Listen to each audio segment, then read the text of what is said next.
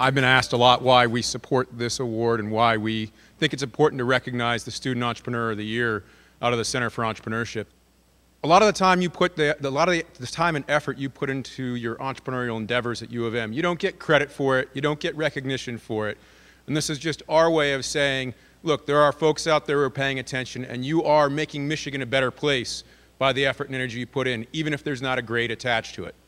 Hopefully someday, 20 years from now, when you all are successful entrepreneurs, you all are up on this stage either giving a speech, or more importantly, 20 years from now, you all are helping the next generation of Michigan entrepreneurs. I think that's one of the most important pieces about what makes Michigan different. The problem we're addressing is that 1 in 3 people in India lack local access to healthcare and electricity, which means that if a serious condition is suspected, a traveling mobile clinic that travels to these villages about once a month will take a blood sample, take it back to the main lab, run all their tests on it, and then take it back out to the village.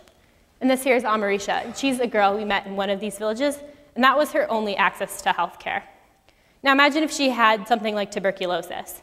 It would take days to weeks for her to get those results back. In the meantime, the disease would be spreading, and her condition would be getting worse. And that was the inspiration in terms of Centricycle, stories like that, so that we could create something where they could diagnose her on location, right there, and bring her the care that she needs. After high school, I took a year off, and I went to Turkey for a year, did a Rotary Youth Exchange program. Because I think to make big impact in the world, you really have to understand who you are first. And so before I went to Turkey, I wanted to be an eye surgeon. But it was this one story that I read from a University of Michigan alumni who also went to the same high school as I went. And her story is about how she went to Nicaragua for a summer, was a biomedical engineer and fixed equipment. So she fixed an incubator that minutes after she fixed it, it was used on a low birth weight baby, and her work she did was able to save that infant's life. And that's where I decided that when I came to the University of Michigan, I wanted to be an engineer to be able to make very tangible changes in the world and design these types of solutions that could solve some of the world's biggest problems. And so Centricycle actually started from this Engineering 100 class. We designed our first device, our first centrifuge.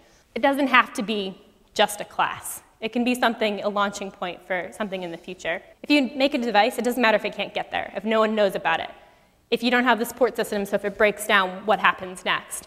You can't just ship something off and expect it to work. You really have to build a whole system around it. And we think that over the next 5 years, with being on the ground in India, that we can make an impact on over 30 million people's lives. So we can make 30 million diagnoses over the next 5 years. But each of this was a small step, and there's still quite a ways to go. And I think the learning point of this is we're planning on making a huge impact, but even though I'm the one who received this award, it's not really an award for me. I think of it more as an award for Centricycle, which isn't myself, but it's my team. And I think that there really is nothing more important. You know, he kind of showed me something that I saw within everyday college life, and that's people, you know, you go out, you try to have fun, you go out to the bars, you do your thing, and what I realized was that everyone around me was having sex, right? And what's wrong with that? Nothing. That's life, that's college, that's what you do. And the problem is people are not getting tested for sexually transmitted diseases. And you ask yourself, why is that? And I think there's a very clear answer to that. It's because people don't want to get tested because it's embarrassing, and you don't want to feel, you don't want to get judged. You don't want to deal with all the BS that comes with it.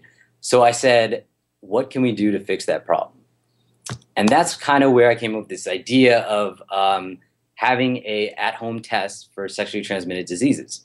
And so I came to Michigan with that idea, and I was fortunate enough to find 4 other PhD students that were a great addition to the team.